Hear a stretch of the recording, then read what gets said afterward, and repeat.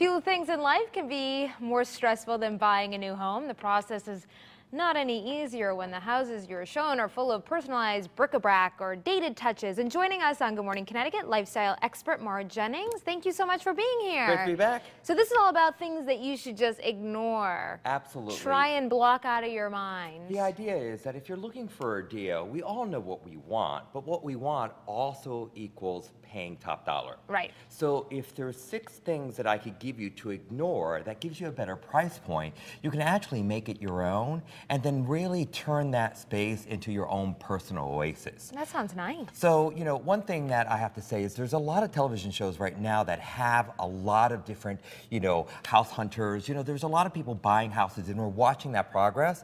And for many of us, we'll often say, why are they complaining about the carpet and things such as that? That's a lot of drama, but there's a good point behind that as well, is that, you shouldn't complain about the things that you could fix. Right. So let's talk about those top items. All right, first of all, that old house. What do you mean by that? Old homes get a bad rap because they're old homes, but they're really diamonds in the rough. And they're also constructed so much farther and superior. I don't know, that looks pretty rough, Mar. It's pretty rough, but think about, again, the price point. Something like this versus a new home is going to be substantially less because it's going to be priced at a price point where they understand that there's work that needs to be done. Sure. It's about saving money and seeing the potential. Also, craftsmanship and the way a house is designed, this is a perfect example. It has great character. Yeah. If you look beyond the bad paint, the broken windows, and you start really analyzing, look at the porch, Good bones. look at the fireplace. It has a great roof line, character. There's money to be made if you turn around and invest in it. All right, this is something that I cannot get past. Smell. Oh.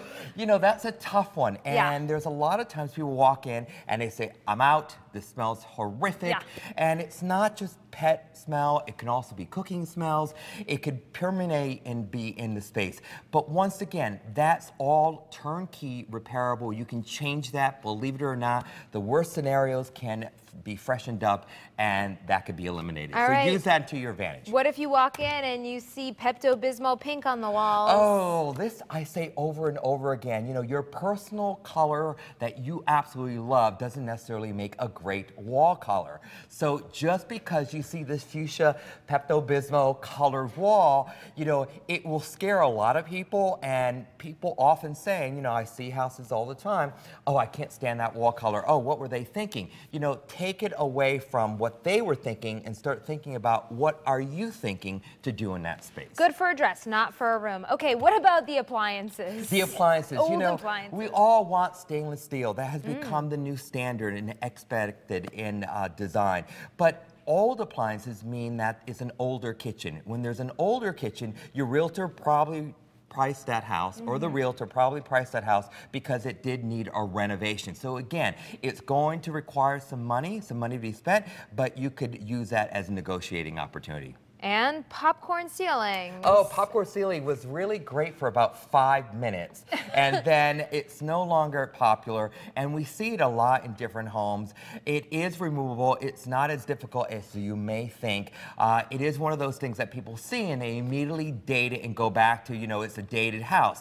Yes, it's dated, but once again, look at the size of the shape of the room. Look at the natural light. Look at things that you cannot control, and those are the things that really are the benefits, not the disadvantages. Is that something you can do yourself, or no, you'd recommend? Absolutely. These are a lot of DIY projects that you could do yourself, especially if you're inclined and handy and you have all the right tools. There's also professionals out there that can help you as well. So I've seen the gamut of people taking on projects on their own and then increasing the value. I just sold a client a condo in Stamford, and he is doing everything on his own. Wow. And so, there are people out there that do that. What about this? Curb appeal versus curb ordeal. What does that mean? Yes, I love this one. And look at this photograph. Okay, so does it say what? It says hippie? It's a hippie. Okay, that's a good one. A little it looks hippie? dated. It I looks, don't know. again, not very inviting.